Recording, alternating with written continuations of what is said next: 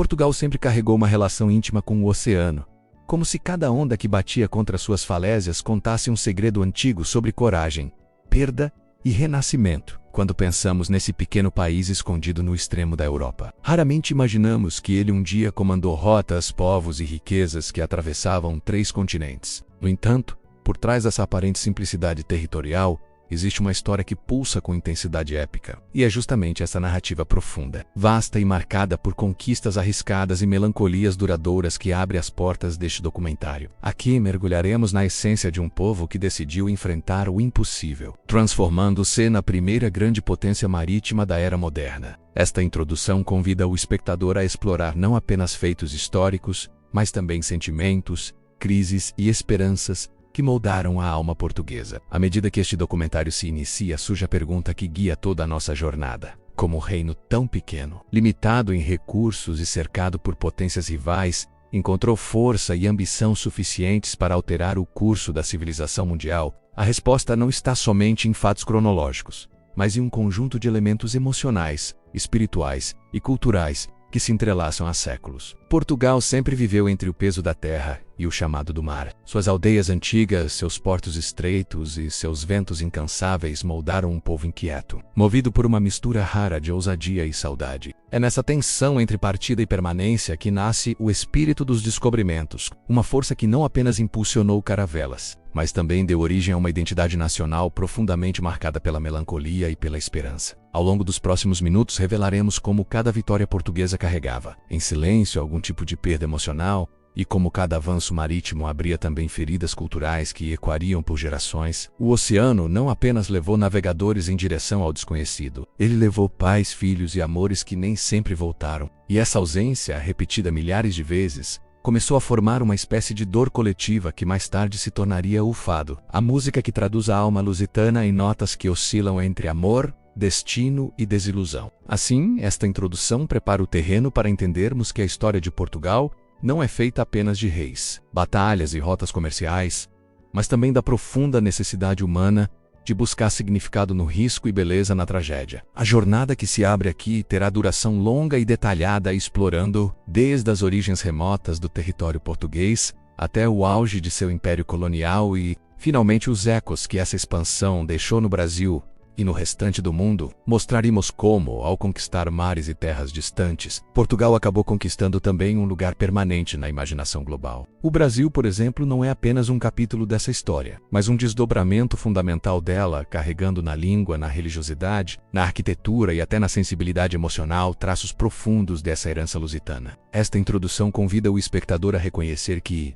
ao falar do passado português, inevitavelmente falamos também de nossas próprias raízes, sonhos e fragilidades que atravessaram o Atlântico junto com as primeiras embarcações. Assim, começamos esta epopeia com a consciência de que a história de Portugal é, ao mesmo tempo, grandiosa e íntima. Ela envolve conquistas que ampliaram o mundo conhecido e sentimentos que apertaram o peito de milhões ao longo de séculos. O mar, sempre presente, torna-se personagem principal. Ele é conselheiro, inimigo, abrigo e abismo. Ele inspira coragem, mas também desperta a saudade, palavra única que traduz um tipo de tristeza que não destrói, mas molda. Em cada página deste documentário, buscaremos compreender como essa dualidade força e fragilidade construiu não apenas um império, mas um modo de ser que continua vivo até hoje. E é com essa perspectiva emocional e histórica que abrimos oficialmente nossa viagem, convidando o espectador a navegar entre lembranças, descobertas e mistérios que definem a alma portuguesa. Ao iniciar esta narrativa, é fundamental compreender que Portugal nunca buscou apenas dominar territórios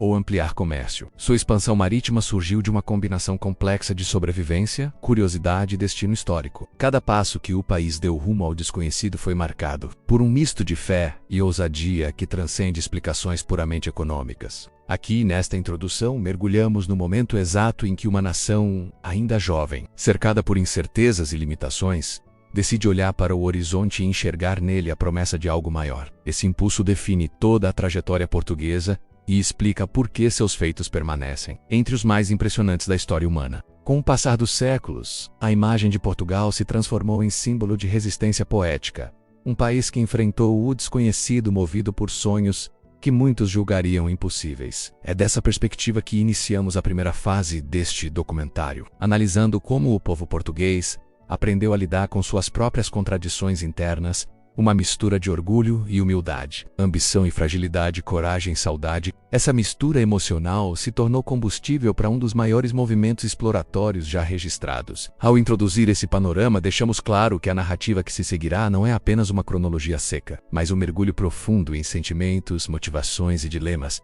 que tornam Portugal um caso único na história mundial. Ao concluir esta introdução extensa, reafirmamos que o objetivo deste documentário é apresentar uma visão panorâmica, emocionante e completa do percurso português, desde suas origens até os ecos modernos de sua cultura. Ao longo desta jornada, cada avanço marítimo, cada mudança política e cada transformação cultural será analisada com profundidade, mostrando como Portugal influenciou e foi influenciado por povos de todos os cantos do mundo. Este primeiro tópico estabelece o tom de grandiosidade emocional e histórica, que guiará toda a narrativa, preparando o espectador para compreender que a história de Portugal não é apenas um conjunto de acontecimentos distantes, mas uma saga humana, repleta de coragem, perdas, esperança e uma melancolia que continua a ressoar através dos séculos. Para compreender verdadeiramente Portugal, é necessário voltar aos tempos em que a Península Ibérica era uma terra fragmentada, marcada por disputas constantes e por uma diversidade de povos que deixaram marcas profundas no território. Antes de existir qualquer ideia de um reino português,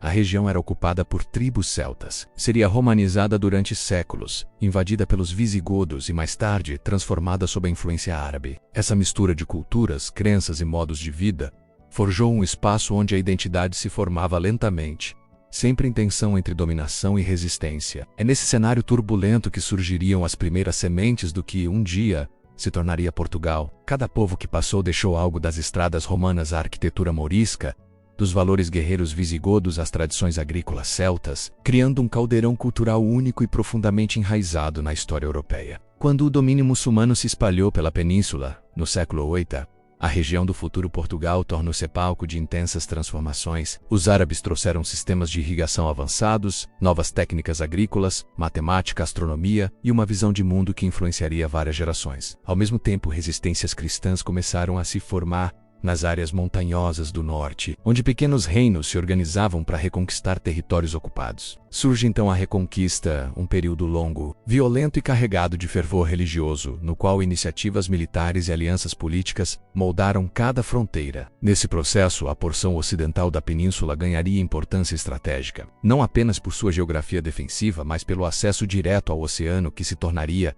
no futuro, a maior vantagem do reino que estava por nascer. É durante o avanço cristão para o sul que o condado portucalense toma forma, inicialmente como território concedido a nobres ligados ao Reino de Leão.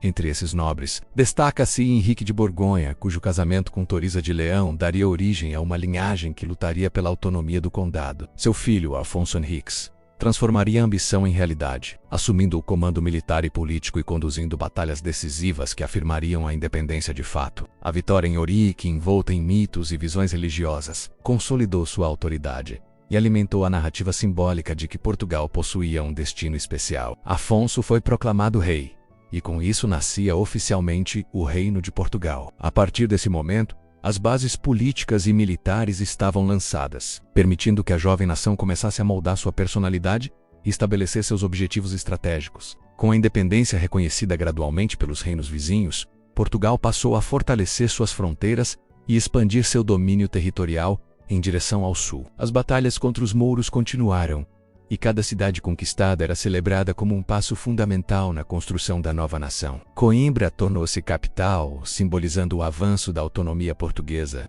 Nesse período, desenvolve-se também uma mentalidade particular, a de que Portugal era um reino destinado a superar suas limitações geográficas. A consciência de ser pequeno, cercado por desafios e pressionado por reinos poderosos como Castela, alimentou um espírito de adaptação e resiliência. O país precisava encontrar sua própria forma de sobreviver e prosperar, e essa busca intensa moldou a estrutura política e emocional do povo português, preparando-o para o salto ousado que daria séculos mais tarde. Ao mesmo tempo, o mar começava a simbolizar cada vez mais do que simples fronteira física. Tornava-se um horizonte de possibilidades. Com poucos recursos naturais e limitadas terras aráveis, Portugal encontrava dificuldades para competir com outros reinos europeus na economia tradicional da época. Essa limitação, paradoxalmente, alimentou a criatividade e o desejo de busca por alternativas. O litoral extenso oferecia acesso direto a rotas marítimas, e as cidades portuárias passaram a ganhar importância crescente. Pesca, comércio costeiro e contatos com navegadores estrangeiros começaram a transformar a mentalidade do povo, que via nas águas profundas um convite irresistível. A geografia apertada não era vista como limitação, mas como incentivo para explorar o desconhecido. Assim, muito antes das caravelas cruzarem o mundo, Portugal já se configurava como uma nação inquieta, moldada pelo vento salgado e pelas histórias trazidas por marinheiros. O desenvolvimento da identidade portuguesa também se apoiou na construção de instituições sólidas. As primeiras dinastias trabalharam para centralizar o poder, organizar leis e promover a estabilidade interna. A criação de ordens militares como os templários e os hospitalários, que mais tarde dariam origem à Ordem de Cristo, estabeleceu uma base espiritual e militar que teria papel decisivo nos séculos seguintes. Também foram estruturadas redes administrativas em castelos, vilas e cidades que garantiam governança eficiente. Essa organização contribuiu para que Portugal fosse um dos primeiros reinos europeus a alcançar fronteiras estáveis. Essa estabilidade precoce permitiu ao país concentrar esforços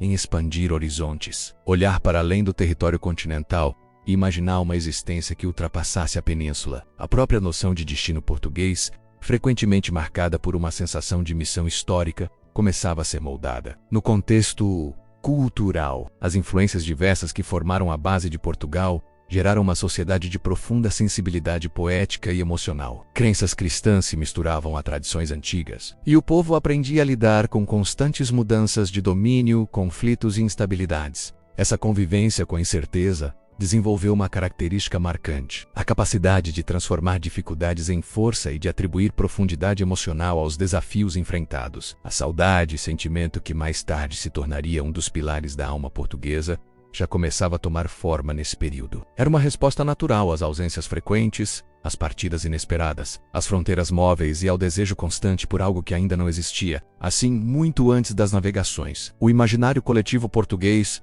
já carregava um misto de melancolia e esperança, características que influenciariam decisões políticas e culturais por séculos. Nesse ponto da narrativa, torna-se claro que Portugal não nasce de um único evento, mas de uma série de transformações lentas, tensões profundas e escolhas ousadas. Cada batalha da Reconquista, cada migração e cada tradição incorporada moldaram um povo que, apesar do território limitado, desenvolveu uma ambição que ultrapassava sua própria escala. O impulso para conquistar estabilidade, identidade e propósito acabou se transformando no impulso para conquistar mares distantes. A partir das bases criadas nessa fase inicial políticas, emocionais e espirituais, Portugal estava pronto para dar o passo que mudaria a sua história e a história do mundo. Os descobrimentos. Quando finalmente chegar esse momento, não será por acaso, mas pela consequência natural de séculos de formação intensa, resistência e busca por significado. A ascensão de Portugal como potência marítima não aconteceu repentinamente. Foi o resultado de uma combinação precisa entre visão política, necessidade econômica e uma inquietação que já habitava o espírito do país. No século XIV, enquanto a Europa enfrentava crises, guerras internas e transformações profundas, Portugal se consolidava como um reino estabilizado e estrategicamente preparado para ousar. A proximidade com o mar, antes vista apenas como fronteira geográfica, transformou-se em porta de entrada para uma nova realidade. Nobres, comerciantes e navegadores passaram a enxergar no horizonte não um limite, mas um convite. Esse sentimento, aliado ao fortalecimento da monarquia e à reorganização interna, levou Portugal a planejar o que se tornaria o maior projeto de expansão marítima da história até então: a exploração sistemática do Atlântico. Nesse contexto surge uma figura decisiva: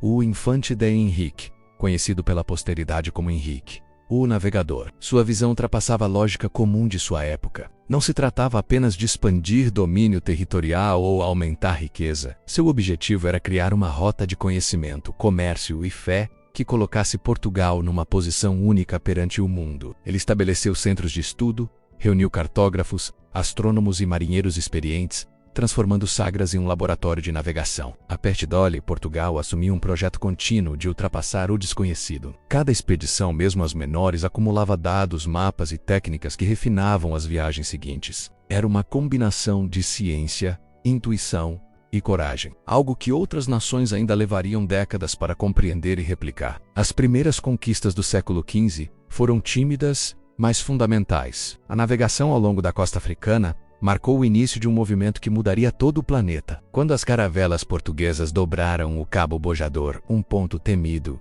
e considerado impossível de ultrapassar, um novo ciclo histórico se abriu. Aquilo que antes era descrito como abismo, como morada de monstros marinhos ou quedas d'água que levariam navios para a morte, revelou-se apenas mais uma parte do oceano. Essa conquista moral e psicológica redefiniu o próprio conceito de limite. A partir daquele momento, cada navegante português acreditou verdadeiramente que nada era inalcançável. O impossível deixava de ser barreira e se tornava motivação. O Atlântico, tão vasto e assustador, começava a se curvar ao domínio humano. O avanço pelas costas africanas trouxe resultados rápidos. Portugal estabeleceu relações comerciais, construiu feitorias e começou a controlar rotas de mercadorias valiosas como ouro, marfim e especiarias. Cada novo ponto conquistado fortalecia economicamente a coroa e alimentava o sonho de alcançar as riquezas do Oriente sem depender das rotas terrestres dominadas por outros impérios. Ao mesmo tempo, surgiam tensões éticas e sociais, pois a expansão portuguesa também foi responsável por inaugurar um dos capítulos mais sombrios da história: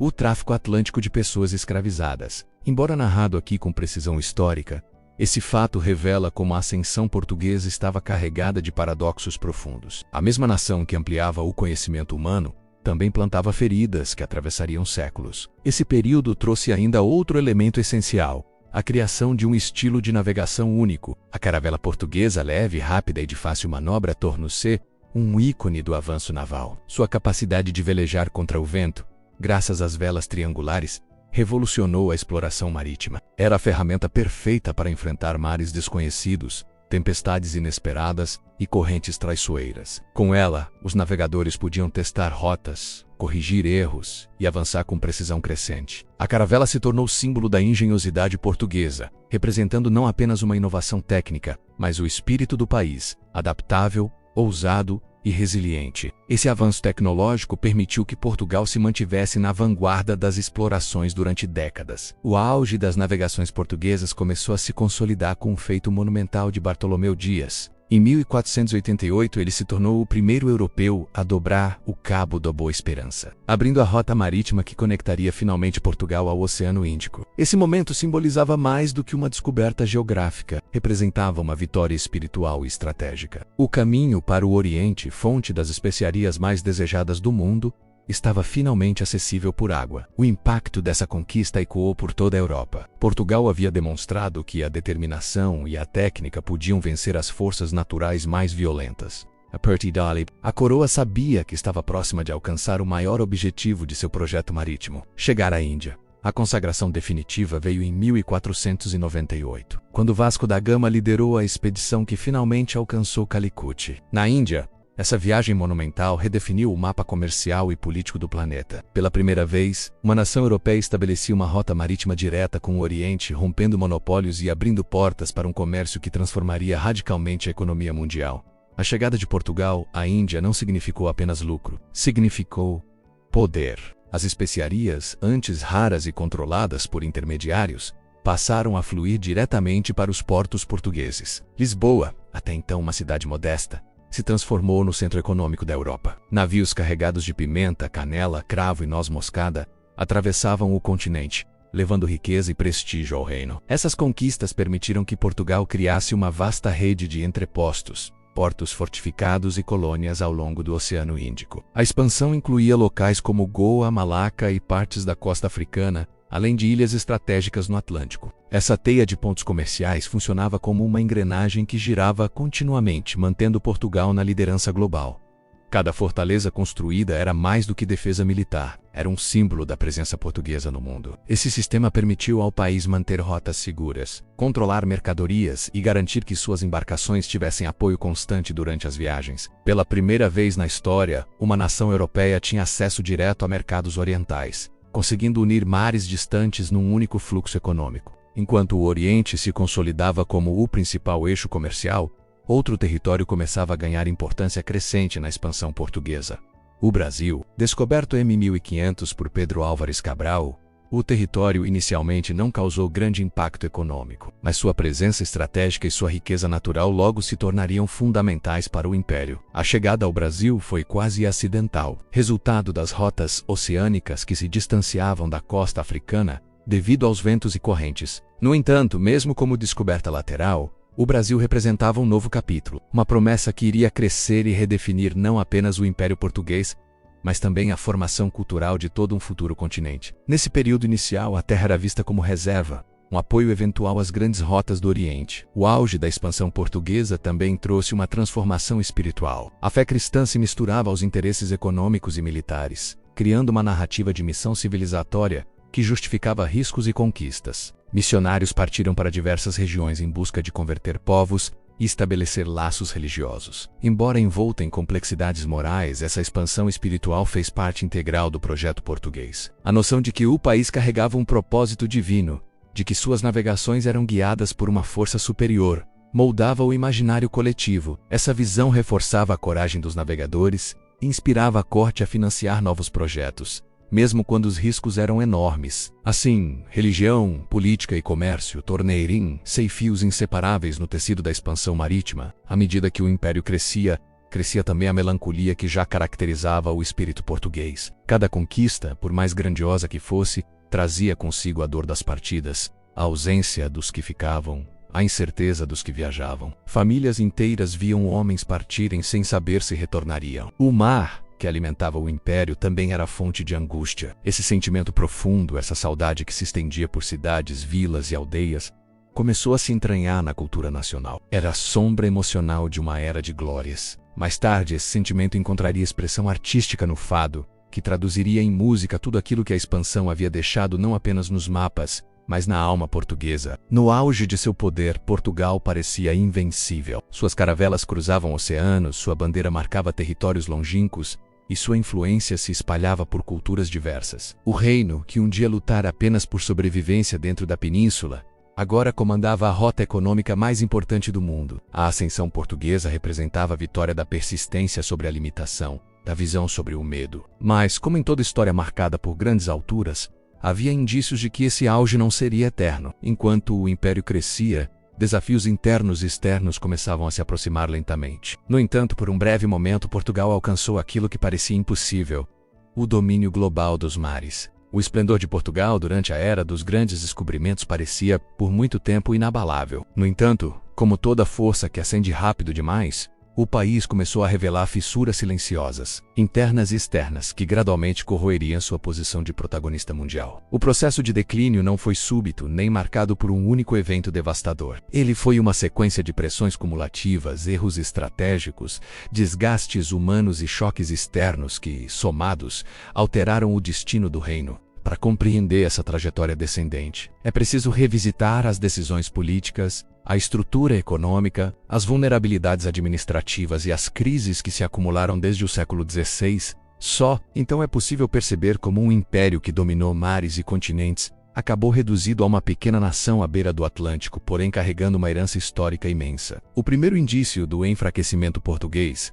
começou com um elemento irônico: o sucesso extraordinário da expansão marítima. Ao alcançar territórios cada vez mais distantes, Portugal criou um império longo demais para ser administrado com eficácia. As comunicações lentas, que dependiam de meses de viagem, dificultavam respostas rápidas a ameaças e crises. A dependência de rotas comerciais vulneráveis tornava a riqueza do reino instável, sujeita a ataques, guerras, pirataria e a concorrência de novos rivais. Enquanto isso, a população portuguesa, relativamente pequena para os padrões europeus, era insuficiente para sustentar militarmente, economicamente e demograficamente um domínio tão vasto. A expansão, antes fonte de glória, transforma-se gradualmente num fardo. Além da dimensão territorial, a economia revelou-se excessivamente dependente de produtos específicos importados das colônias, especialmente especiarias e mais tarde metais preciosos vindos do Brasil. Essa dependência criou um desequilíbrio estrutural, em vez de desenvolver uma base produtiva sólida dentro do próprio país. Portugal passou a financiar seu crescimento com riqueza externa. Isso gerou um paradoxo profundo. Enquanto o reino parecia prosperar com ouro e especiarias, sua economia interna permanecia frágil, incapaz de inovar ou se industrializar ao mesmo ritmo das potências emergentes da Europa. A falsa sensação de abundância impediu que reformas essenciais fossem feitas, e o país tornou-se vulnerável à volatilidade das rotas marítimas e das guerras internacionais. O século XVI marcou uma virada crítica. A morte de Dom Sebastião em 1578, durante a desastrosa Batalha de Alcácer-Quibir, no norte da África, abalou profundamente a estrutura política de Portugal. O jovem rei, movido pela ambição de expandir o poder cristão e consolidar a presença portuguesa no norte africano Lancusê, numa campanha que muitos consideravam imprudente, o resultado foi catastrófico. O exército português foi derrotado, o rei desapareceu em combate e o país mergulhou numa crise sucessória que alimentaria uma ferida aberta que duraria séculos. O chamado sebastianismo, a crença de que o rei retornaria um dia para resgatar Portugal, tornou-se um símbolo poderoso da melancolia nacional, uma espécie de lamento coletivo por uma grandeza perdida, que ecoaria não só na política, mas na cultura, no imaginário nacional e até na alma do fado. Sem herdeiros diretos, Portugal tornou-se vulnerável às ambições de outras potências. A dinastia dos Habsburgo, que dominava a Espanha, aproveitou a instabilidade e assumiu o controle do trono português, dando início à União Ibérica, que durou de 1580 a 1640.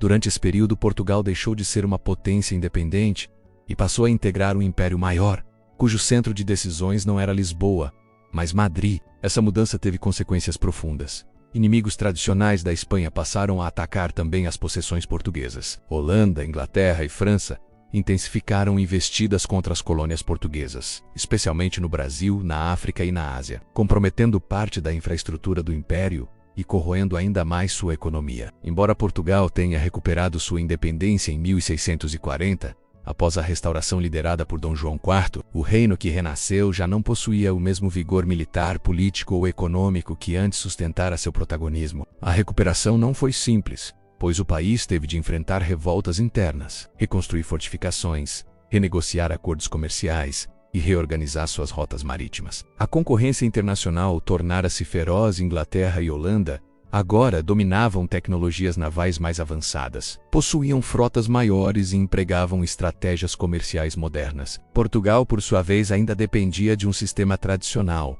com poucos investimentos em renovação e com uma burocracia antiquada. Em meio a essas dificuldades, o Brasil tornou-se cada vez mais central para a sobrevivência econômica do reino. As descobertas de ouro e diamantes no século XVIII forneceram uma nova fonte de riqueza, mas repetiram o padrão de dependência de recursos externos. Em vez de utilizar essa riqueza para modernizar a indústria, a educação ou a infraestrutura, grande parte do ouro brasileiro foi gasto em luxos, pagamento de dívidas e acordos comerciais com a Inglaterra. A chamada diplomacia do ouro beneficiou a aristocracia portuguesa no curto prazo, mas comprometeu a capacidade de o país desenvolver uma economia sustentável. A riqueza, facilmente obtida, reforçava uma estrutura social baseada na nobreza de corte e no privilégio. Em vez de incentivar a inovação e o progresso tecnológico, a influência inglesa sobre Portugal, que começou no século XIV com a mais antiga aliança diplomática da Europa, intensificou-se dramaticamente no século XVIII.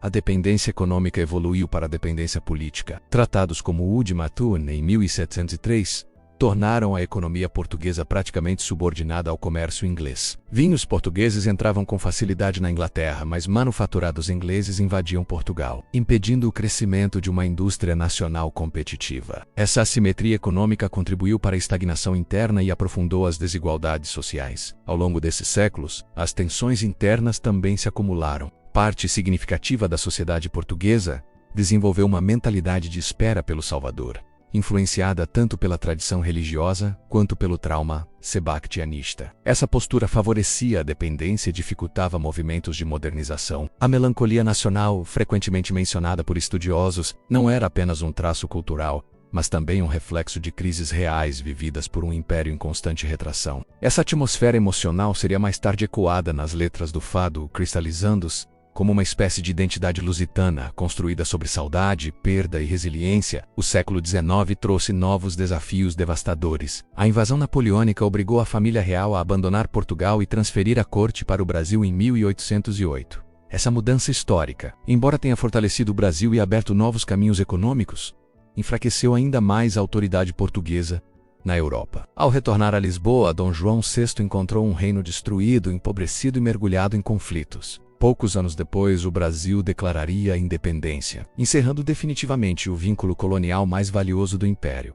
A perda do Brasil não foi apenas territorial, foi emocional, econômica e simbólica. Portugal perdeu sua colônia mais rica, sua maior fonte de recursos e seu principal motor de crescimento. A ruptura obrigou o país a olhar para si mesmo e encarar a dura realidade de que precisava se reinventar, algo que não aconteceu com a velocidade necessária. O golpe emocional dessa perda permanece vivo até hoje na cultura portuguesa, mesmo que sublimado de outras maneiras. É como se houvesse uma lembrança silenciosa de que o império que conquistou oceanos acabou reduzido a fronteiras que já não carregavam a mesma aura de grandeza. Ao longo do século XIX e início do XX, revoltas, golpes políticos, guerras civis e instabilidade administrativa se sucederam. A monarquia caiu em 1910, dando lugar a uma república frágil, marcada por disputas internas e crises econômicas. Esse período de instabilidade abriu caminho para o surgimento do Estado Novo, regime autoritário liderado por Antônio de Oliveira Salazar. Embora tenha estabilizado a economia e modernizado alguns setores,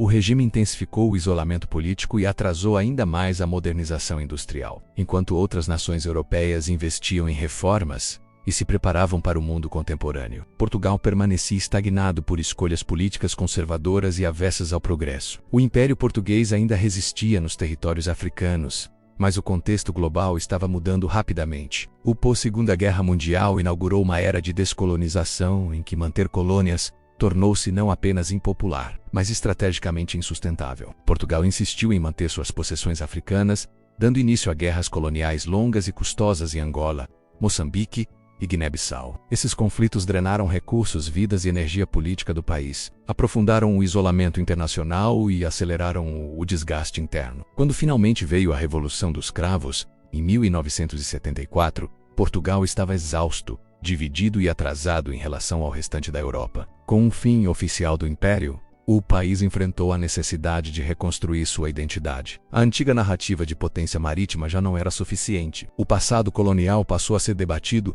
reinterpretado e questionado. As memórias dos descobrimentos, da glória naval, das conquistas ultramarinas coexistem. Hoje, com reflexões sobre os impactos sociais, culturais e humanos deixados pelo domínio português nos países colonizados, essa ambivalência profunda entre orgulho e consciência crítica compõe uma parte essencial do que significa ser Portugal no século XXI. Ainda assim, o fim do Império não representou o fim da influência portuguesa no mundo. A língua portuguesa tornou-se um dos maiores patrimônios culturais globais, conectando países em todos os continentes. A cultura, a música, a literatura e a melancolia poética transformaram-se em veículos de expressão capazes de transmitir uma identidade única. O fado, que já era uma manifestação profunda da alma lusitana, encontrou ainda mais espaço como símbolo de um povo que viveu glórias e quedas, mares e desertos, conquistas e perdas. Essa música, impregnada de saudade e emoção, tornou-se não apenas um estilo musical, mas uma maneira de sentir, uma linguagem sensível que carrega ecos de séculos de grandeza e declínio. De certa forma, o declínio do Império Português não apagou seu legado, transformou-o. Portugal deixou de ser um protagonista militar e comercial, mas tornou-se um centro de cultura, memória e ligação entre povos. No Brasil, especialmente, essa ligação se expressa de maneira vibrante. A influência portuguesa na língua, na culinária, na música, na arquitetura, na religião e até na forma de sentir o mundo é evidente. A melancolia portuguesa mistura-se à alegria brasileira, criando uma identidade singular, marcada tanto pela saudade quanto pela celebração da vida. Mesmo quando o Império desmoronou, seus laços permaneceram palpáveis. O declínio português, portanto, não foi apenas político ou econômico, ele foi emocional, cultural e simbólico. Foi o lento processo de um país que precisou aceitar seus limites, revisitar suas escolhas e reinventar-se após séculos de grandeza. O que restou desse percurso é uma história complexa, rica e profundamente humana, na qual glória e tragédia caminham lado a lado. Hoje, olhando para trás, percebe-se que o declínio não apagou Portugal, apenas o transformou. E talvez seja nessa transformação que reside a verdadeira força de um povo que, mesmo depois de perder um império, encontrou uma nova maneira de existir mais introspectiva, mais cultural, mais sensível e, paradoxalmente, mais universal. Quando observamos o mundo contemporâneo, é impossível ignorar as marcas profundas deixadas pela história de Portugal. Um país pequeno em território, mas gigantesco em influência cultural, linguística e simbólica. Capaz de moldar civilizações inteiras através de séculos de navegação, trocas e encontros. O legado português está presente em continentes distintos, em práticas sociais, em línguas diversas e culinárias, em tradições musicais, em religiões e até em modos de ser. E apesar de o Império ter desaparecido, a presença histórica de Portugal continua viva, num emaranhado de heranças que se misturam, se transformam e dialogam com a modernidade. Para compreender este impacto é necessário analisar não apenas o que Portugal levou ao mundo, mas também o que o mundo devolveu a Portugal, formando uma complexa troca cultural que atravessa séculos e que hoje compõe a identidade lusófona global. A língua portuguesa talvez seja a mais evidente e poderosa herança do antigo império. Com mais de 250 milhões de falantes, ela se tornou uma das maiores línguas do planeta, espalhada pela Europa, América do Sul, África e partes da Ásia. Mas não é apenas um idioma. É uma forma de sentir, de pensar e de expressar emoções. Cada país lusófono adaptou o português à sua realidade, criando ritmos próprios, sotaques distintos, novas palavras e novos sentidos. No Brasil, por exemplo, o português se misturou com línguas indígenas, africanas e mais tarde europeias diversas, resultando num idioma musical, expansivo e profundamente marcado pela criatividade. Em Angola e Moçambique, o português ganhou cadências únicas, absorvendo estruturas e sonoridades das línguas locais. Em Cabo Verde, tornou-se íntimo, poético e ritmado, impregnado pela influência crioula. Essa diversidade linguística revela que a herança portuguesa não é estática. Ela é viva, mutável e constantemente reinventada pelos povos que a adotaram. Outra dimensão fundamental do legado português é o intercâmbio cultural, que deixou marcas no cotidiano de diversos países. Basta observar a culinária, por exemplo. Ingredientes como o bacalhau, introduzido em diferentes regiões através das rotas marítimas, tornaram-se pratos tradicionais em locais distantes. Técnicas como a salga e a conservação influenciaram práticas culinárias em continentes inteiros. A mistura entre especiarias orientais e ingredientes europeus deu origem a novos sabores, que hoje são considerados clássicos. Até mesmo o conceito de pastelaria portuguesa, com sua combinação de doçaria conventual e técnicas importadas, se espalhou e inspirou sobremesas em várias partes do mundo. Esse intercâmbio, longe de ser uma imposição unilateral, tornou-se uma via de mão dupla que transformou tanto Portugal quanto suas antigas colônias. Mas talvez nenhuma dimensão seja tão carregada de simbolismo quanto a influência emocional e estética presente na música e na literatura. O fado, por exemplo, é hoje reconhecido mundialmente como patrimônio cultural da humanidade e representa uma síntese profunda do espírito português. Essa música carrega uma melancolia que não é apenas tristeza. É uma forma de memória, uma sensação de que o passado permanece vivo, mesmo quando distante. Essa intensidade emocional influenciou de maneira indireta a cultura de países como o Brasil, onde a saudade, palavra que Portugal eternizou, tornou-se parte essencial da própria identidade brasileira. Embora reinterpretada de forma mais luminosa e expansiva,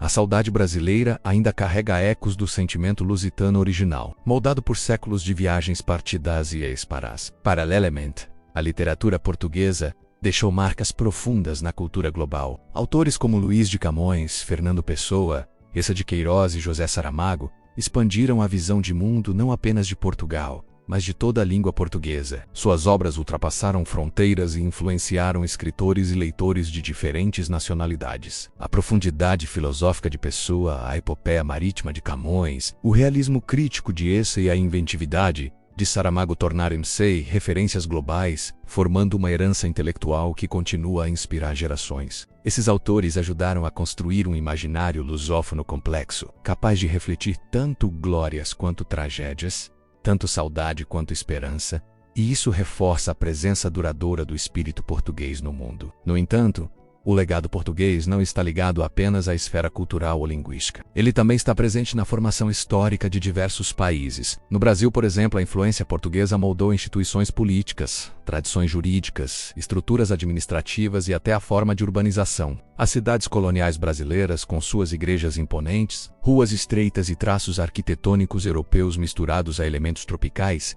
revelam essa herança. A religião católica, trazida pelos portugueses, tornou-se dominante no Brasil e influenciou profundamente festividades, celebrações, rituais e representações sociais. Mesmo quando reinterpretadas localmente, essas tradições têm raízes que remontam ao período colonial. Ao mesmo tempo, o impacto português também se manifesta na própria identidade de Portugal. Após o fim do Império, o país passou por um processo de introspecção profunda. Foi necessário reconstruir a autoimagem nacional, agora não mais como potência colonial, mas como uma nação moderna e integrada a um novo cenário global. Esse processo não foi simples. Ele exigiu que Portugal revisse sua história, abandonasse certos mitos e encarasse de forma crítica os excessos e injustiças do período colonial. Esse movimento de reflexão embora por vezes doloroso, permitiu ao país construir uma nova identidade baseada na cultura, no simbolismo e na ligação afetiva com as nações lusófonas. Portugal deixou de se enxergar como o centro de um império para se ver como parte de uma comunidade global mais ampla,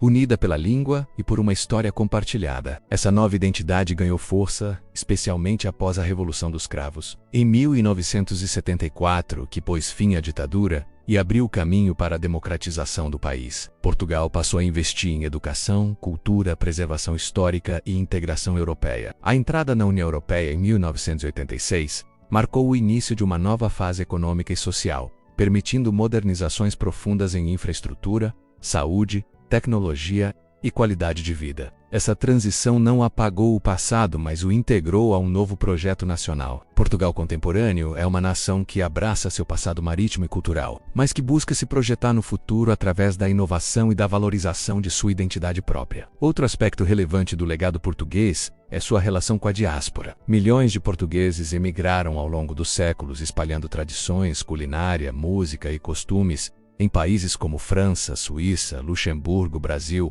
Estados Unidos, Canadá e África do Sul. Esses fluxos migratórios criaram uma rede global de comunidades lusitanas, que mantém viva a cultura portuguesa ao mesmo tempo em que se integram e influenciam sociedades locais. Essa diáspora também desempenha um papel importante na economia e nas relações diplomáticas de Portugal, fortalecendo laços internacionais que vão muito além das fronteiras europeias. Nos países africanos de língua portuguesa, o legado português é plural, complexo e profundamente entrelaçado com histórias de resistência, adaptação e reconstrução cultural. Em Angola, Moçambique, Guiné-Bissau, Cabo Verde, São Tomé e Príncipe, a língua portuguesa se tornou um elemento de união nacional, especialmente em contextos de grande diversidade étnica e linguística. Ao mesmo tempo, essas nações desenvolveram identidades próprias, transformando a herança portuguesa em algo novo, vibrante e profundamente local. Música, literatura, tradições orais e práticas sociais revelam essa fusão entre o colonial e o pós-colonial, o europeu e o africano, o imposto e o reinventado. O resultado é uma identidade cultural complexa, que combina elementos da herança portuguesa com influências pré-coloniais e contemporâneas. No Brasil,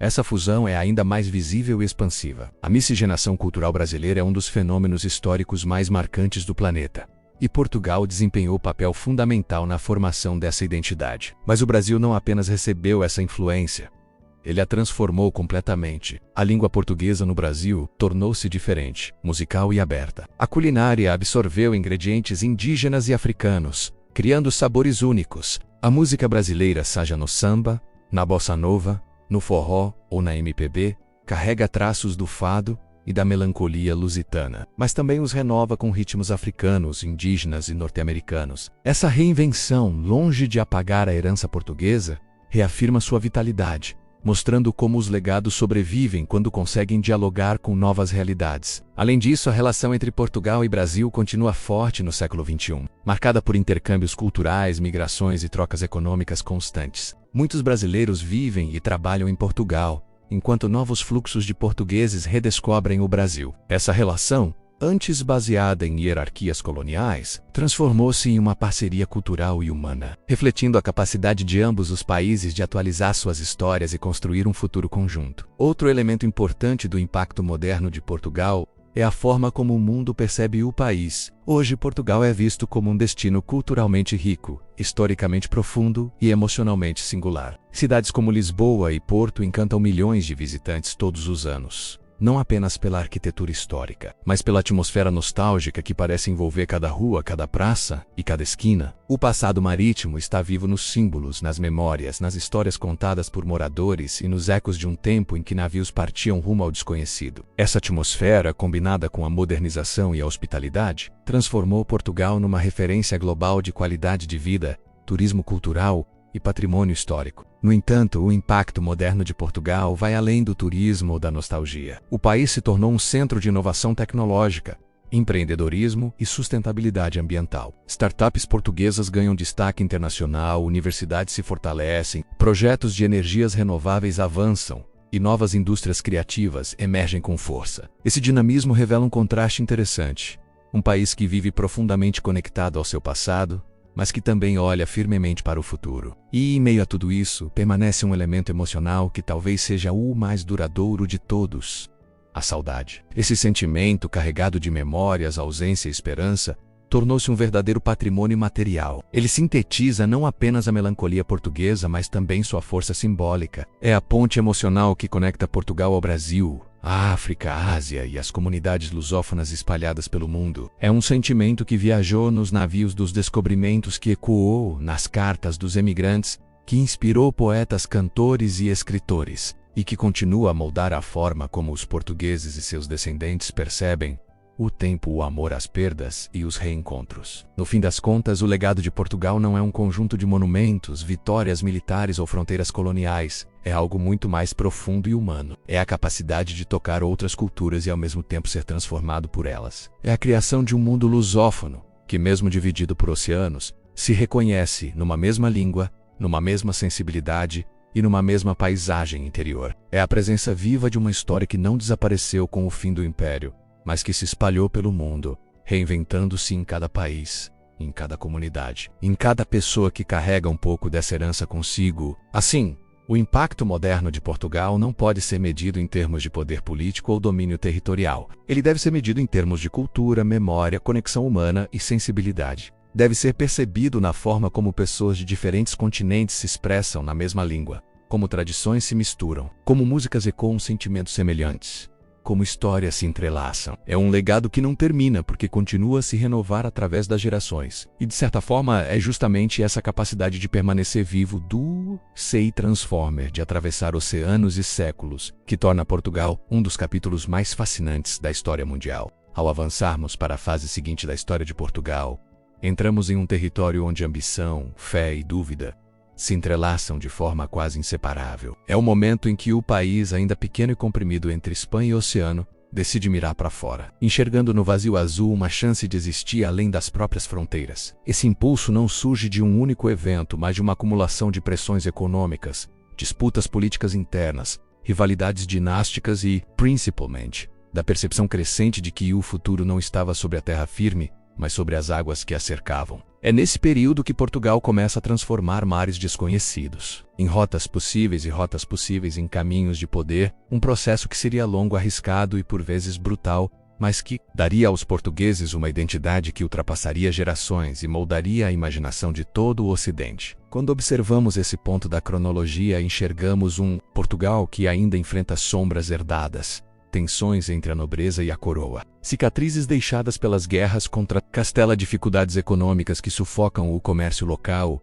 e uma necessidade quase visceral de encontrar novas fontes de riqueza. E ao mesmo tempo existe um avanço lento, porém profundo, das ideias científicas e náuticas, impulsionadas por figuras como o infante do Henrique, que percebe que o saber não é um luxo, mas uma arma estratégica. É nessa combinação entre necessidade e visão que o país começa a traçar uma nova rota histórica. A navegação deixa de ser apenas uma técnica e passa a ser parte de um projeto nacional. Quase como se o oceano fosse a única saída possível para escapar da sensação de pequenez territorial que sempre acompanhou o reino. Essa transformação, porém, não acontece de forma repentina. Há um processo de amadurecimento político que prepara o terreno para a expansão marítima. A centralização do poder nas mãos da monarquia, fortalecida com o tempo, permite decisões mais ousadas. O comércio marítimo costeiro, ainda limitado, começa a se tornar mais sofisticado, e técnicas de navegação herdadas de árabes, italianos e mediterrâneos começam a ser reinterpretadas pelos portugueses. Surge um tipo de mentalidade onde cada risco é visto como investimento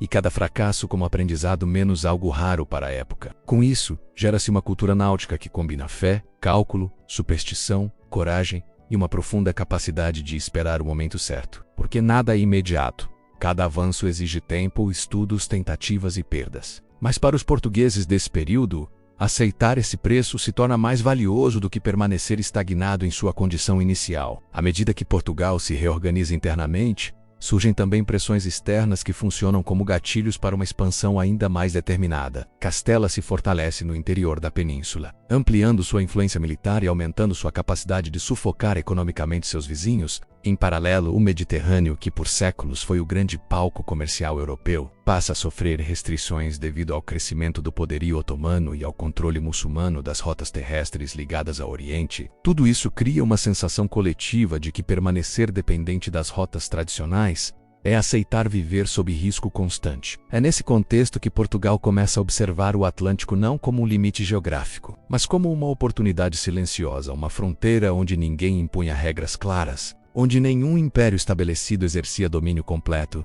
e onde qualquer povo disposto a enfrentar o desconhecido poderia escrever seu próprio destino. Esse impulso, no entanto, não nasce apenas de pressão política ou econômica. Existe um componente psicológico e cultural profundo que molda o imaginário português da época. A convivência longa com o Islã na Península Ibérica havia deixado marcas, tanto de conflito quanto de intercâmbio cultural. Da ciência árabe vieram conhecimentos de astronomia, cálculos matemáticos e instrumentos que se tornariam indispensáveis para navegações mais ousadas. Ao mesmo tempo, a mentalidade cristã reforcada, após séculos de reconquista, alimenta um desejo quase messiânico de levar a influência religiosa a novos territórios. Portugal se vê, portanto, como um reino pequeno na terra, mas grande em propósito, um reino que, por algum motivo emocional e espiritual, acredita estar destinado a ultrapassar suas fronteiras naturais. E quando uma nação acredita ter um destino, ela passa a olhar o mundo não como ele é, mas como ele poderia ser moldado. Esse período também é marcado por um crescente senso de profissionalização da navegação. A costa portuguesa, antes vista apenas como limite, passa a ser um laboratório vivo. Homens de diferentes regiões do país, pescadores, artesãos, navegadores e comerciantes se reúnem em portos como Lagos e Sagres,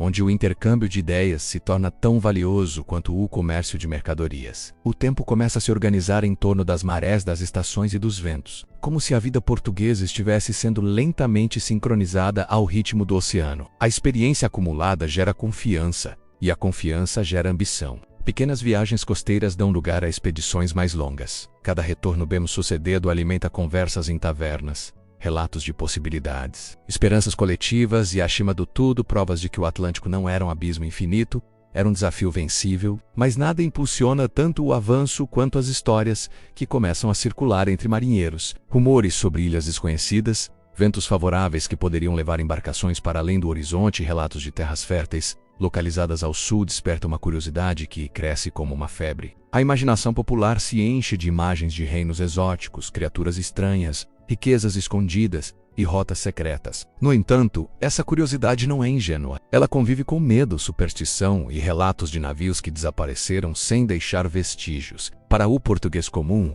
o mar é ao mesmo tempo uma promessa e uma ameaça. Essa ambiguidade cria um tipo de coragem peculiar, não uma coragem prudente, mas uma coragem construída sobre a aceitação de que o medo sempre estará presente. E isso muda tudo, porque povos que navegam apenas quando não têm medo se limitam. Povos que navegam apesar do medo criam história. Conforme essa mentalidade se fortalece, a coroa percebe que precisa converter entusiasmo popular em poder estratégico. Surge então um esforço organizado para estruturar expedições, financiar viagens e registrar descobertas. A administração portuguesa passa a tratar a navegação como uma política de Estado, criando um modelo raro para a época. Não é apenas a iniciativa individual de navegadores ousados, é um sistema que reúne conhecimento científico, vontade política e ambição comercial. A coleta de dados se torna sistemática.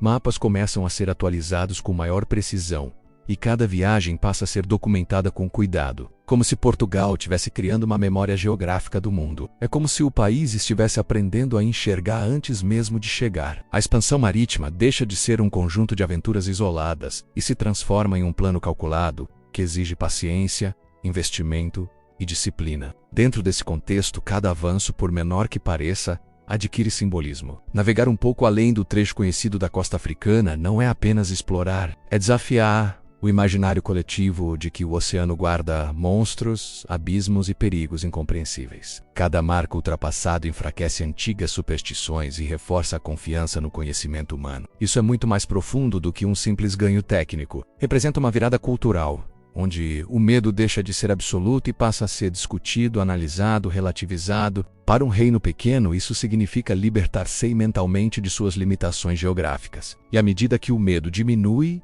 o desejo aumenta. Portugal percebe que, se o mundo é maior do que aparenta, então as possibilidades também são. Essa percepção fornece combustível emocional para novos avanços, e cada nova viagem se torna um passo simbólico em direção a um futuro que ainda não existe, mas que começa a ser imaginado. Com o fortalecimento dessa nova mentalidade e a consolidação de uma política marítima estruturada, Portugal dá início a uma fase em que a exploração deixa de ser apenas tentativa e erro e passa a se transformar em estratégia de longo prazo. O Atlântico, antes visto como um manto escuro que se estendia até onde a vista não alcançava, agora começa a ser tratado como um espaço navegável, com rotas estudadas, padrões de ventos registrados e regiões catalogadas. É nesse cenário que surgem as primeiras expedições que realmente avançam para territórios desconhecidos, rompendo barreiras psicológicas que haviam permanecido inquestionáveis por séculos. O simples ato de contornar um cabo considerado intransponível deixa de ser um mito e passa a ser um feito humano, resultado de preparo, estudo e coragem. Essa conquista se espalha entre as comunidades portuguesas como prova de que a fronteira do possível é mais elástica do que parecia, e que o oceano, apesar de imprevisível,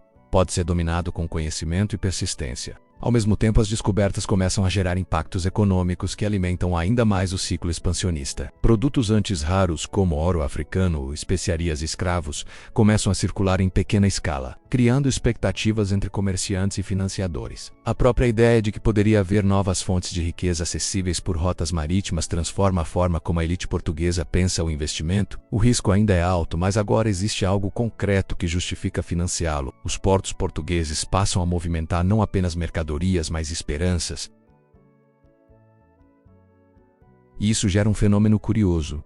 A expansão marítima deixa de ser apenas um projeto da coroa e passa a ser um projeto que envolve também setores da sociedade que veem nas viagens não apenas aventura, mas ascensão econômica. Ao longo desse processo, cresce também a percepção de que o conhecimento é um recurso tão valioso quanto o ouro. Mapas tornam-se tesouros guardados com rigor. Dados sobre correntes marítimas e ventos passam a ser tratados como informações estratégicas. E os navegadores que retornam ganham status de especialistas, capazes de orientar novos rumos. É como se Portugal estivesse criando uma inteligência coletiva em torno do mar, acumulando saberes que, somados, produzem avanços que seriam impossíveis individualmente. Essa cultura do conhecimento transforma as próprias relações sociais. Homens que antes seriam apenas pescadores ou marinheiros comuns, agora se tornam peças essenciais do projeto nacional. E isso reforça uma característica marcante da expansão portuguesa. Ela nasce do esforço de um país inteiro, não apenas de decisões isoladas no topo da hierarquia. Enquanto isso, a espiritualidade continua a exercer um papel profundo nesse processo. Não é apenas comércio ou poder. Há um senso de propósito moral que acompanha essas expedições. Ainda que hoje possamos interpretar esses impulsos de forma crítica, dentro do universo mental da época, eles eram combustíveis emocionais indispensáveis. A sensação de cumprir uma missão maior do que a vida individual dava aos navegadores uma força psicológica que lhes permitia enfrentar noites escuras, tempestades violentas e a ausência de garantias. A fé se torna um escudo simbólico que complementa as técnicas de navegação, e juntas criam uma resiliência que se tornaria característica das viagens portuguesas. Com isso, Portugal avança cada vez mais para o sul, explorando trechos da costa africana que durante séculos haviam permanecido envoltos em mistério. Cada novo cabo ultrapassado é celebrado como um triunfo nacional, e cada retorno com notícias confirma que os limites do mundo conhecido estão se expandindo. A partir desse momento, a história portuguesa deixa de ser apenas interna e passa a se integrar a uma narrativa global. O reino pequeno ganha um papel desproporcional à sua dimensão geográfica, pois é ele quem começa a unir mares, terras e culturas antes desconectadas.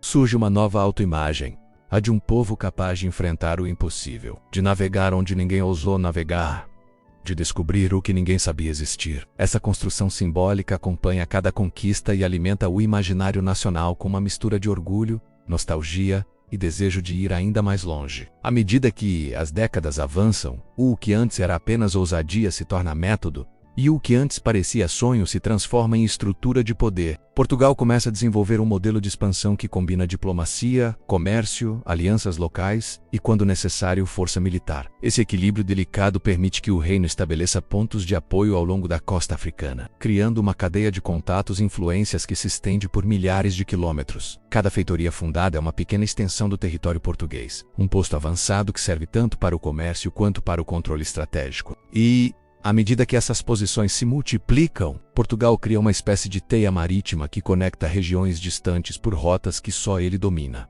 Essa teia não é apenas geográfica, ela é também política e econômica, pois permite ao reino controlar fluxos de mercadorias que se tornam essenciais para a economia europeia. Ao mesmo tempo, a reputação portuguesa atinge níveis inéditos. Outros reinos observam com atenção o que acontece e percebem que há algo diferente na forma como Portugal se relaciona com o oceano. A Espanha, dividida internamente nesse período, tenta acompanhar enquanto potências italianas e francesas começam a cogitar rotas próprias. Mas por ora, é Portugal quem detém a vantagem. Isso cria uma tensão silenciosa na Europa, pois todos percebem que a riqueza futura dependerá de quem conseguir dominar o comércio marítimo. Esse cenário transforma os navegadores portugueses em figuras quase mitológicas, homens que, ao retornar de terras desconhecidas, trazem relatos que alimentam tanto o fascínio quanto o medo. Suas histórias se espalham rapidamente, e o povo português passa a perceber que o destino do reino já não está apenas em suas fronteiras, mas nas águas abertas que levam a um mundo muito maior do que imaginavam. O avanço português também altera profundamente a relação do reino com a África. Enquanto povos locais observam a chegada de homens brancos em barcos que parecem encontrar seu caminho mesmo sob tempestades, alianças complexas começam a se formar. Algumas regiões veem nos portugueses parceiros comerciais úteis, capazes de fornecer armas, tecidos e produtos europeus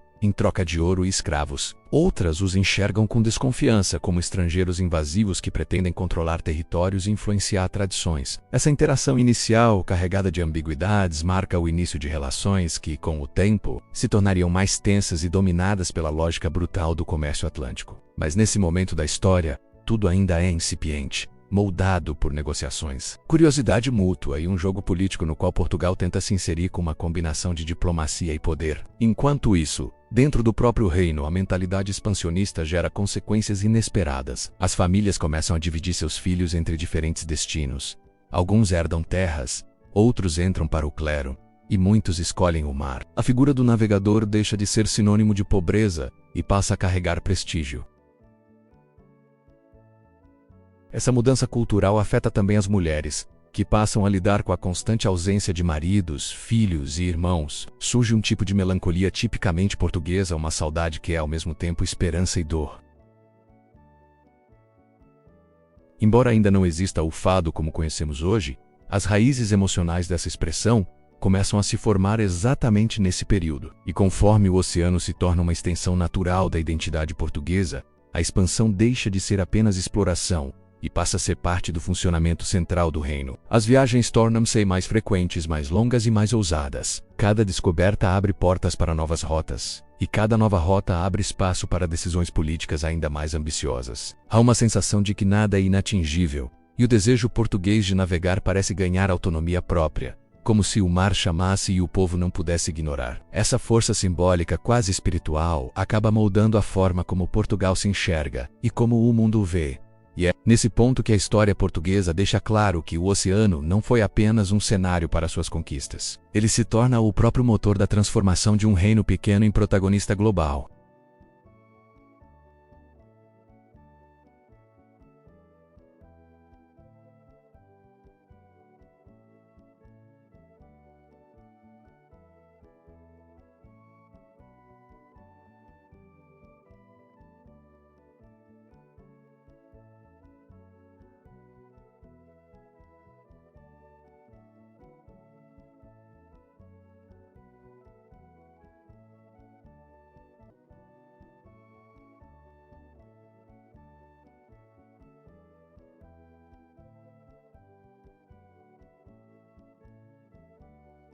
Essa confiança se materializa de forma muito clara quando Bartolomeu Dias, ao enfrentar ventos violentos, correntes imprevisíveis e a incerteza absoluta, finalmente dobra o cabo da Boa Esperança. Esse feito não apenas prova que o Atlântico podia ser vencido, mas também que o caminho para o Oriente, o grande sonho comercial da época, era real e possível. A notícia chega a Portugal como um terremoto emocional, afirmando o que muitos já acreditavam: que o destino do reino estava intrinsecamente ligado ao mar. O dobrado cabo não representa apenas uma vitória técnica, mas uma vitória simbólica sobre séculos de medo e superstição. Naquele momento, Portugal se vê a um passo de acessar as riquezas do Índico, e essa percepção transforma toda a lógica econômica do reino. O comércio tradicional europeu começa a parecer pequeno diante da promessa de especiarias, seda e mercados asiáticos que nunca haviam sido acessíveis por via marítima. O feito de Bartolomeu Dias reforça a ideia de que navegar é um ato que combina ciência, coragem e espiritualidade. Os navegadores portugueses, apesar de utilizarem técnicas avançadas para a época, enfrentam situações que extrapolam qualquer cálculo. Ventos que mudam sem aviso,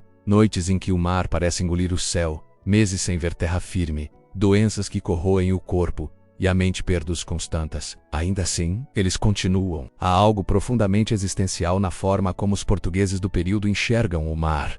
Uma mistura de medo e fascínio, de respeito e ambição, como se o oceano fosse ao mesmo tempo adversário e mestre. Essa relação emocional complexa, que mais tarde daria origem à melancolia que permeia o fado, já começa a surgir nas cartas, nos relatos e nas histórias que os marinheiros contam ao retornar. São relatos que misturam glória e sofrimento, coragem e saudade, triunfo e perda, sentimentos que atravessam gerações. Enquanto o domínio do Atlântico vai se consolidando, o reino percebe que há um novo desafio à vista: transformar as descobertas em poder real. É nesse contexto que surge Vasco da Gama, cuja viagem à Índia inaugura uma nova era para Portugal. O sucesso da expedição não apenas abre o caminho para o comércio direto com o Oriente, mas também estabelece Portugal como potência marítima. A chegada de da Gama a Calecut representa não apenas um marco geográfico, mas um marco civilizacional. Pela primeira vez, um reino europeu chega ao coração comercial da Ásia sem depender de intermediários árabes ou italianos. Isso muda completamente o equilíbrio econômico do mundo conhecido e coloca Portugal em uma posição inédita de influência global. Cada caravela que retorna da Índia não traz apenas especiarias. Traz um novo peso político que transforma o reino em protagonista de um cenário internacional em rápida transformação. Esse sucesso, porém, tem suas contradições. O contato com novos povos, culturas e sistemas políticos exige de Portugal uma combinação delicada entre diplomacia e força. Nem sempre os portugueses são bem recebidos, e muitas vezes o comércio dá lugar a confrontos militares. A expansão portuguesa começa a carregar elementos de violência e imposição cultural que, posteriormente, marcariam parte da história do Império. Esse lado mais duro da expansão revela que o projeto marítimo português, embora grandioso e visionário, não é isento de conflitos éticos e escolhas controversas. Ainda assim, sob a perspectiva da época,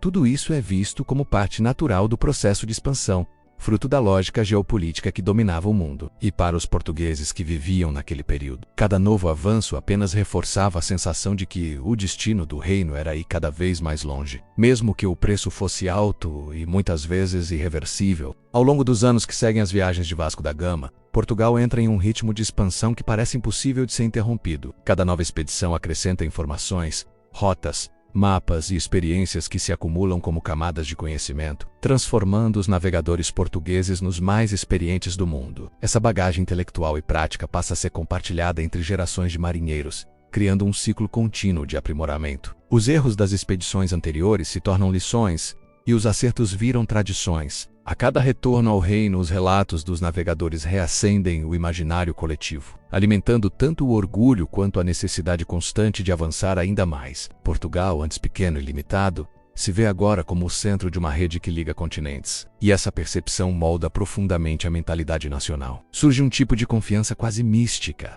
como se o destino do país fosse maior do que suas próprias fronteiras podiam conter. Essa percepção ganha força especialmente quando a presença portuguesa começa a se consolidar no Índico. A construção de fortalezas, a formação de alianças estratégicas com governantes locais e o controle de portos comerciais estabelece um sistema que garante a Portugal um poder desproporcional ao seu tamanho geográfico. A ideia de que um reino tão pequeno pode influenciar decisões em regiões tão distantes e diversas cria um efeito psicológico profundo tanto nos portugueses quanto em seus rivais europeus. Para Portugal, isso se traduz em um sentimento de grandeza que repercute em todas as camadas da sociedade. Para as outras potências, desperta inquietação, inveja e a percepção de que é preciso agir rapidamente para não perder espaço. Essa tensão internacional contribui para transformar o oceano em um palco de disputas econômicas e militares que moldariam o curso da história global. Portugal, no centro disso, consolida-se como um dos pilares da nova ordem que lentamente emerge. Mas é justamente quando o reino alcança seu ápice marítimo que começa a surgir o outro lado da narrativa. O peso crescente de administrar territórios e rotas tão vastas. Manter fortezas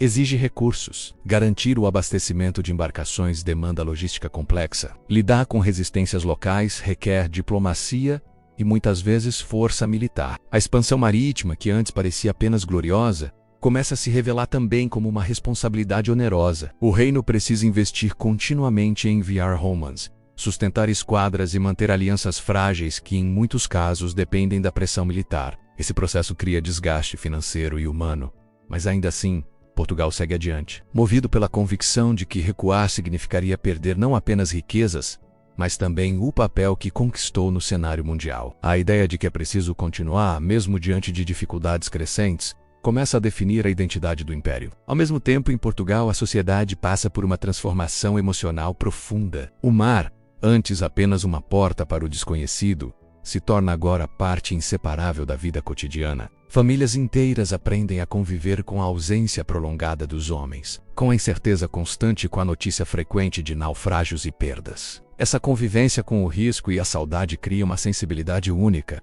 um tipo de melancolia que se infiltra lentamente na cultura. A noção de que a grandeza nacional depende de sacrifícios silenciosos marca profundamente o imaginário português. Mesmo aqueles que não navegam participam emocionalmente das viagens, esperam, temem, sonham. Essa atmosfera cultural marcada por dor e esperança simultâneas constitui as raízes do sentimento que, séculos depois, daria origem ao fado. Embora a música ainda não exista formalmente, a essência emocional da qual ela brotaria está em plena formação durante esse período de expansão intensa, e é exatamente nesse cruzamento entre grandeza e sofrimento, entre glória e desgaste, que Portugal continua avançando, determinado a transformar o mapa do mundo. O reino, impulsionado pelo desejo de alcançar novas rotas e consolidar sua posição, passa a agir como protagonista de um processo que altera para sempre a estrutura econômica dos continentes. O comércio global nasce em grande parte das rotas que os portugueses inauguram. Produtos, culturas, ideias e até doenças começam a circular de forma inédita entre povos que antes jamais haviam se encontrado. Portugal, ao costurar esses pontos distantes com fios de navegação e comércio, contribui para criar um mundo mais interligado, mas ao mesmo tempo assume uma carga histórica pesada, marcada por escolhas difíceis, conflitos inevitáveis e consequências que se espalhariam pelos séculos. Nesse ponto da trajetória, o reino já não é apenas uma nação que explora o mar, é um império em formação moldado pela coragem, pela ambição e pela profunda melancolia que acompanha a vida de quem vive com um pé na terra e o outro no oceano. No desdobrar mais profundo da trajetória portuguesa, surge a fase em que o império, já vasto e disperso, começa a enfrentar as rachaduras inevitáveis de sua própria grandiosidade. À medida que novas rotas comerciais surgiam e outras potências navais emergiam com voracidade, Portugal se via obrigado a manter territórios distantes com recursos que já não acompanhavam o ritmo da competição global. Essa tensão entre glória e desgaste cria um clima dramático que atravessa o século XVII, quando cada conquista parecia pesar mais que celebrar. A administração colonial enfrentava desafios internos, rebeliões locais, custos crescentes e conflitos diplomáticos que empurravam a corte portuguesa para decisões estratégicas que raramente agradavam a todos. A aura de romantismo dos descobrimentos lentamente cedia espaço a um pragmatismo doloroso, onde manter o império custava caro demais, mas perdê-lo parecia inaceitável. É nesse cenário que Portugal redefine seu papel no mundo, enfrentando o declínio com uma melancolia que se tornaria a marca da alma lusitana. Ao mesmo tempo, nas ruas estreitas de Lisboa, algo começava a ganhar forma, uma expressão musical carregada de dor, nostalgia e desejo. O fado surgia como o eco emocional de uma nação que sentia o peso dos anos, das partidas e dos regressos incertos. Era como se cada nota traduzisse a saudade dos marinheiros que desapareciam no horizonte, a paciência das mulheres que esperavam notícias e o sentimento coletivo de um povo acostumado a ver seus sonhos navegarem longe demais. A popularização do fado no século XIX não foi apenas um fenômeno cultural, mas um reflexo íntimo da identidade portuguesa. Uma voz que condensava o passado glorioso e o presente inquieto. Em tavernas, becos e pequenos palcos improvisados, cantores entregavam suas emoções a plateias que entendiam cada palavra como uma confissão compartilhada. O fado se tornaria a trilha sonora de uma nação inteira, a melodia perfeita para um país acostumado a dialogar com o mar, com os fantasmas da história e com a inevitável sensação de perda que acompanha quem se aventura longe demais.